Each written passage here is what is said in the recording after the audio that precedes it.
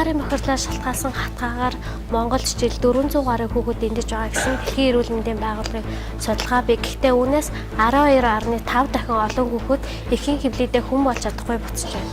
Манай улсад өсөлтгүй жирэмслэлт жил 5,000 орчим бүртгэдэг болсон. Энэ тооны ар 5,000 хүнээ алтан ам. Мөн тийм тооны үрээ алдаж шансан эцэг эхчүүд бий. Ялангуяа хүн амын тал говийн амьдарч буй Улаанбаатарт жилд 3,000 гаруй өсөлтгүй жирэмслэлт бүртгэгдэж байна. Яа харахгүй анхаарал татж байна. Олон улсад агаарын бохирдол урагт шууд нөлөөлдгийг батлах судалгаа хангалттай бий. Лондонны Queen Mary их сургуулийн судлаачид агаарын бохирдол эхийн уушаар дамжин ихэст хүрч урагт нөлөөлдгийг судалгаагаар баталсан. Агаарын бохирдол өндөртэй 11-ээс 1-р сар бол жирэмслэхэд хамгийн эрсдэлтэй үе. Учир нь жирэмсний эхний 3 сар хамгийн эмзэг буюу ургийн эргэтэн тогтолцоо үүсэж бүрлдэх хугацаа юм. Энэ үед агаарын бохирдолд өртвөл ураг гиндэх эргэтэн тогтолцооны гажиг үүсэх магадлал хамгийн өндөр гэдгийг мэрэгчлэнүүд анхаарууллаа. Хүн болгох хувьд утсан 5,000 өрсийн хэдийнхэн намыг утаанаас нэхэх вэ?